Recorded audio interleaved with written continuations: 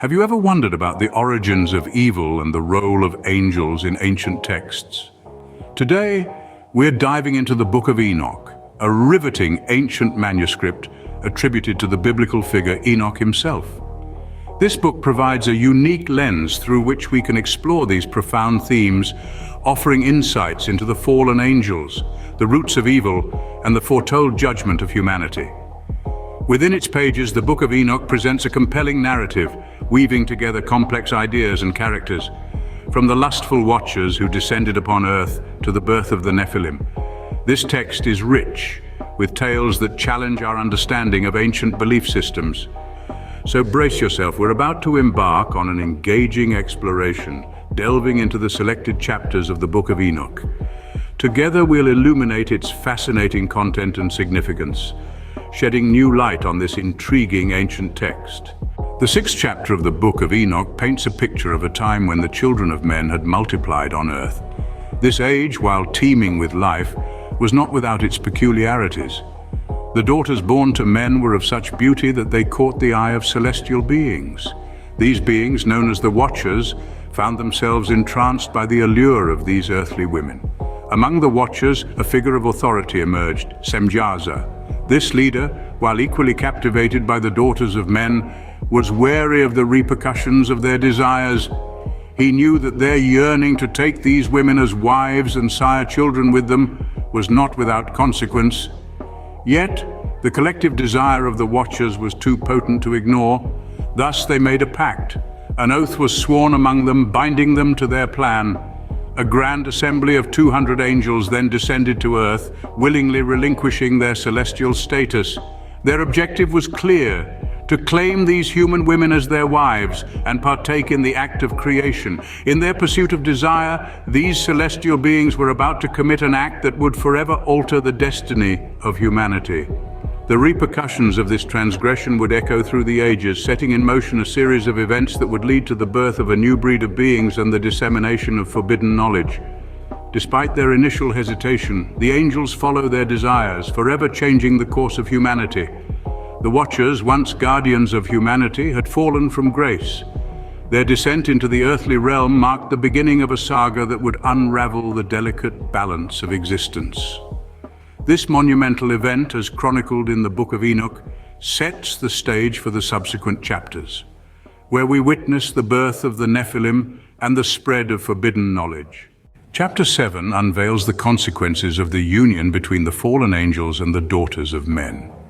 The fallen angels, not content with merely transgressing celestial boundaries, proceeded to share forbidden knowledge with their human wives. These secrets ranged from the mundane to the mystical, from the art of making charms and enchantments to the cutting of roots. They divulged the hidden nature of plants and their uses, opening up a whole new world of knowledge, power, and potential devastation to humankind. This unholy union between the celestial and terrestrial beings resulted in the birth of a new race, the Nephilim, giants of immense power and insatiable appetites. These hybrids, being neither fully angelic nor human, were misfits in the grand design of the universe. Their existence was a violation of the natural order, and their actions would soon mirror this chaos. The Nephilim, towering above their human counterparts, consumed all that humans had labored for. They ate and drank without restraint, their gargantuan appetites stripping the earth of its resources. But their gluttony didn't stop with the fruits of human labor. As they grew in size and strength, they turned against humans, preying on them, causing destruction on an unprecedented scale. Their descent into savagery didn't stop there. The Nephilim began to sin against birds, beasts, reptiles, and fish, indulging in cannibalism and drinking blood. Their monstrous deeds sent ripples of terror across the earth, and the cries of the oppressed reached the heavens. The earth, a silent witness to the atrocities unfolding upon its surface, could bear it no longer. The harmony of creation was disrupted, the balance of nature was upset, and the earth itself cried out against the lawlessness of the giants. It was a cry for justice, a plea for the restoration of order, a lament for the innocents lost to the forbidden knowledge and the unnatural offspring it had spawned. In the 8th chapter, we see how the fallen angels introduced the forbidden knowledge to their human wives. This chapter is a stark reminder of the consequence of crossing boundaries and meddling with the natural order of things. It is here that we learn about the forbidden knowledge that the fallen angels shared with their wives. These angels, who had once been divine beings, were now teachers of arcane and forbidden arts.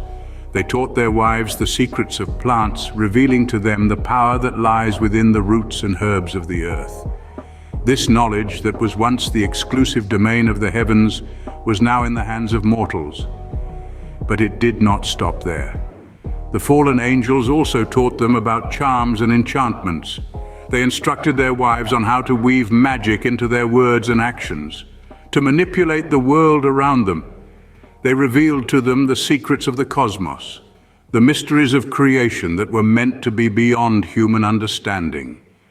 These teachings, however, were not of benevolent nature.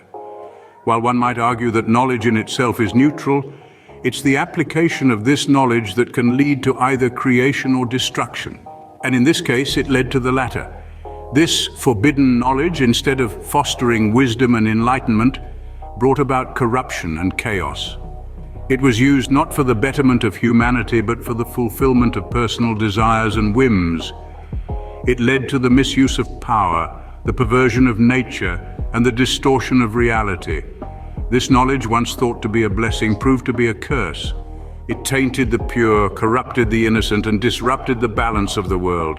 It gave birth to a new era of chaos and confusion, an era where the lines between the divine and the mortal, the natural and the supernatural, became blurred. The forbidden knowledge, instead of benefiting humanity, led to further corruption and chaos. This chapter serves as a cautionary tale, warning us of the dangers of unchecked ambition, the perils of crossing boundaries, and the destructive power of forbidden knowledge. Chapter 9 of the Book of Enoch presents the earth's response to the atrocities committed by the Nephilim. This chapter portrays the earth as a sentient being, capable of feeling the pain inflicted upon it by these monstrous beings. The earth, unable to bear the weight of the sins committed upon its surface, cried out to the heavens.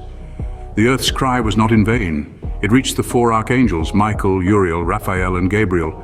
These divine beings, endowed with extraordinary power, were stationed at the ends of the earth, watching over the world and its inhabitants. They heard the earth's lament, the sorrowful wail against the lawless acts of the Nephilim and their fallen angel fathers.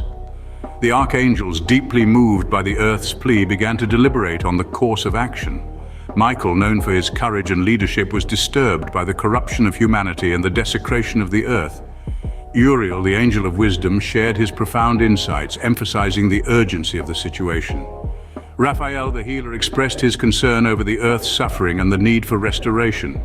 Gabriel, the messenger, affirmed the need to communicate the divine judgment to the fallen angels and their offspring. Their deliberation led to a consensus. They must act against the fallen angels and their offspring. The archangels decided to petition the high heavens, to bring the matter to the attention of the Most High. They pledged to articulate the cry of the earth, to relay the atrocities committed, and to seek divine intervention. In this chapter, we see the earth not as a silent victim, but as an active participant in the cosmic drama. The earth cries out and its voice is heard. The archangels, moved by the earth's lament, decide to act against the fallen angels and their offspring. As we conclude our journey through these chapters, the Book of Enoch leaves us with much to ponder. We've journeyed through stories of the Watchers, their fall from grace, and their illicit unions with human women. We've explored the birth of the Nephilim, the giants who wreaked havoc on the earth, and delved into the forbidden knowledge shared by the fallen angels. The Book of Enoch, often considered as apocalyptic literature, offers us a unique perspective on the ancient world, the origins of evil, and the consequences of yielding to temptation. Its tales serve as a reminder of the potential for both great good and profound evil that resides within humanity. They underscore the importance of moral conduct and the dangers of overstepping boundaries. The Book of Enoch, with its captivating tales, offers a unique lens to view the ancient world, reminding us of humanity's potential for both great good and profound evil.